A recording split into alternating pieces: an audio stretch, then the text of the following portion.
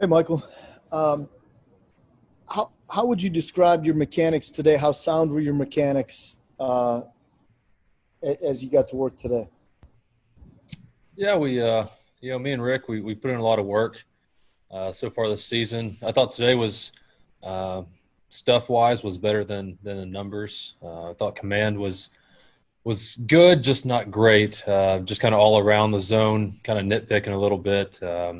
I thought the slider at times was good, other times not so much. It's tough to just sit here and think all the negative thoughts. Obviously, we lost, so I didn't do my job, and I am completely frustrated with that, and it's on me. But with that being said, I see some stuff there. I see the things I've been working on. It's getting better and better. Just the results aren't there yet. So tough day for sure, but I think we're on the right track so far in the season. Appreciate it. Thank you. Thanks, Johnny. Our next question comes from Justin Rose from Channel 7. Hey, Michael, 20 straight wins for the Tribe over you guys. I mean, is there any way you can try to describe what that would feel like to have a team have your number that much? Not really. I wasn't here last year. Obviously, 20 in a row sucks. They've got our number right now, but it just takes one. But we go to Cleveland next week, and we'll put some time in and hopefully buckle down on the starting pitching there.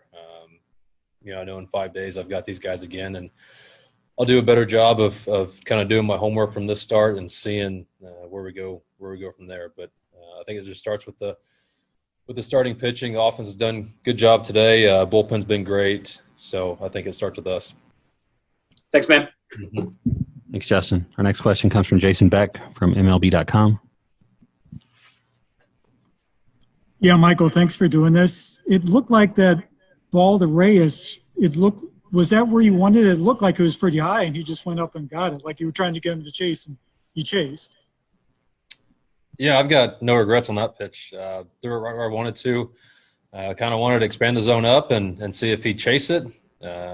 He's obviously hit 3 home runs this series. He's swinging a hot bat right now, but more than anything, it was kind of just trying to set up the slider away for the next pitch. But he did a good job of staying on top of it and getting through it. And he's obviously strong enough to poke that ball out to right. So right pitch, I think. Just kind of a better bat by him.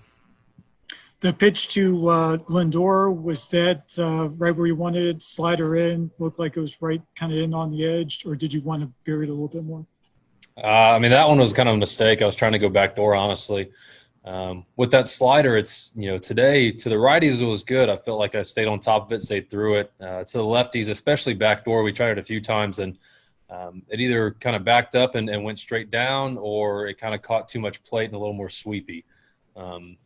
But to righties, it still was late, a good couple swings and misses with it. So it's obviously there. I just need to kind of hone in on a little bit more against lefties and kind of locate it a lot better. And we don't have a chance to talk to Gardy about the move, but when he went to Alexander, when he did, was that for your pitch count, or was that for the lefty-lefty matchup? I'm not sure. He didn't tell me. Obviously it's tough kind of going out there and knowing that I am on a pitch limit or pitch count limit, because it feels like you have to be perfect in my 3 innings of work or however many innings of work. Obviously after that home run, I actually felt pretty good. I threw my curveball a couple times and got a swing and miss by Santana and a little swing and bunt by Reyes again. And curveball was actually pretty sharp.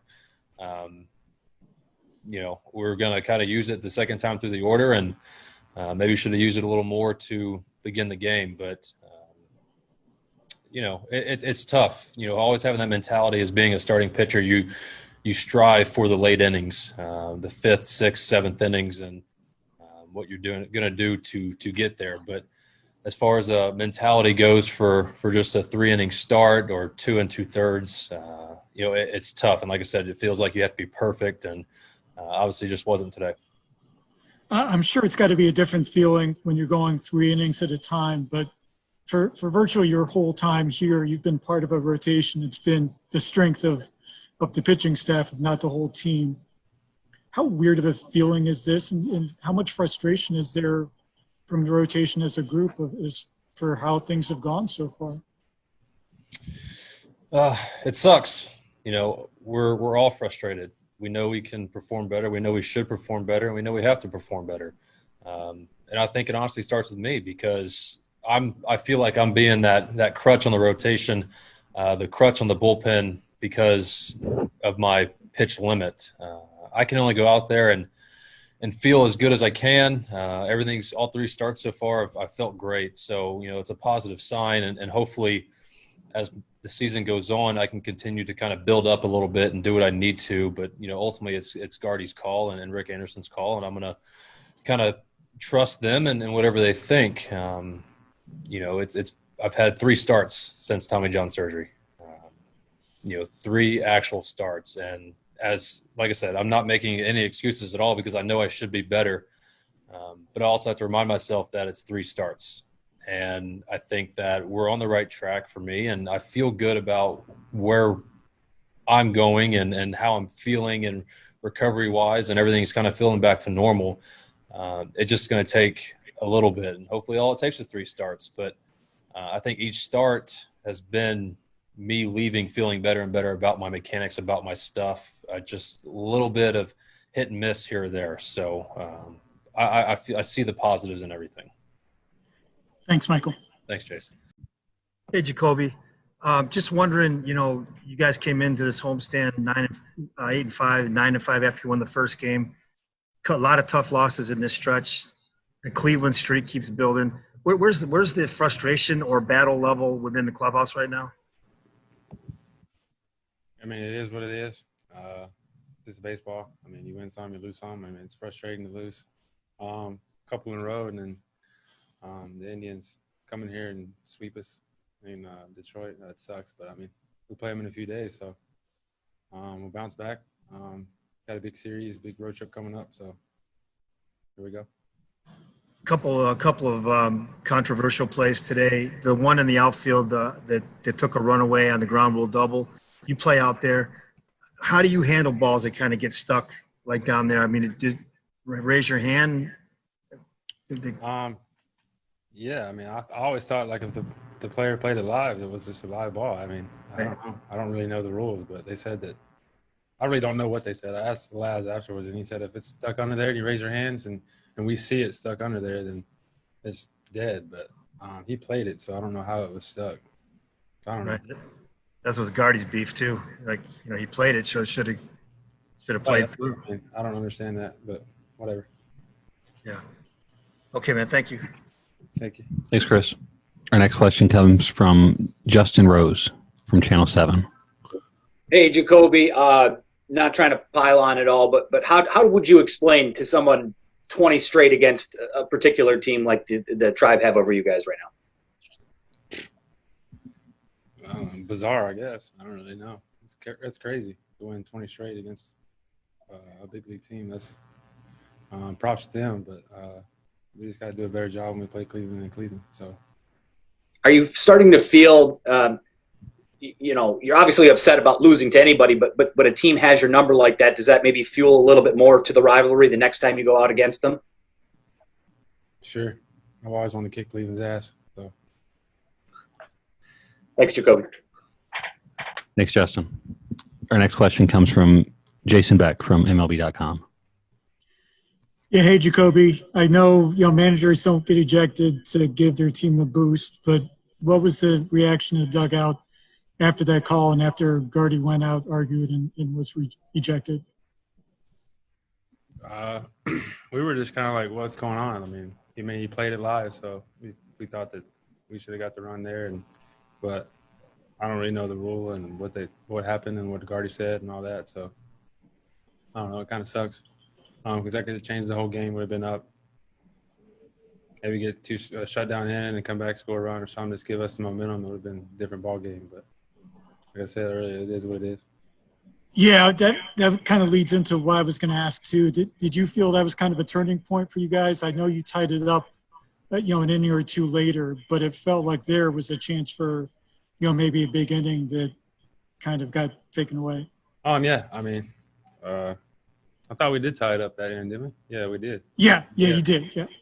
Yeah, we'd have went ahead right there. That would have been huge. But I mean, when we scored some runs and tied it up, that gave us momentum just in general. But to take that run away from us, just kind of, to sum it up, And last one for me, you've played center field here, a fairly long time. Can you remember seeing a ball hit as high off those vines as where Reyes put that ball? Absolutely not. That was, wow. That dude's really strong. So we need to not throw him a strike ever. From what we were told, that's in the umpire's hands, and they make that call regardless of whether or not the fielder raises his hand or not. So, and it was a little conflicting for us because we had the same play with Stewart a few days ago, and his hands were not raised, and they made no call. Yeah, it looked like that was the point of Gardy's beef, really. We kept pointing out toward left field. That's kind of what got him started, huh? Well, I'm not sure what the exchange was with Gardy and the umpires, but I think Gardy was trying to make the point that, if the guy plays the ball, it should be in play. But, they were saying that we could obviously, object to it and ask for a replay, but the fact is it was lodged, but the guy never raised his hands. Okay. Thank you. Thanks, Chris. Our next question comes from Johnny Kane from Fox Sports Detroit. Johnny, make sure you take your mic off mute. Apologize. Lloyd, did you feel like that was how critical of a point in the game was that as far as the turning point in momentum? Well, I don't think that was the most critical point of the game. And obviously, no one thing causes you to win or lose. We had opportunities. We just didn't cash in on them. And it cost us, in the end. But we certainly had opportunities to win the ball game. It was just unfortunate we didn't execute like we should have. Is there any update on Nico Goodman at this point? No, as of now, no. Nico left with a little back tightness, and as a precaution, we wanted to get him out of there, make sure that he's healthy. Thank you, Lloyd. You're welcome. Thanks, Johnny. Our next question comes from Jason Beck from MLB.com. Yeah, Lloyd, thanks for doing this. I was wondering what the explanation you were given on Maben's ejection. Did Timmons interpret what Maben was saying as directed at him? And I guess what happened? Well, it wasn't Timmons. It was the home plate umpire, DJ. And obviously, from what I was told, there was some choice words exchanged several different times, and the home plate umpire had enough, and he was ejecting him. So. And that was happening on his way back from first base after the play was over? From what I could tell, yes. Now, obviously, I think Mabe might have said something at home plate before the at-bat was over with. Thank you. Okay. Thanks,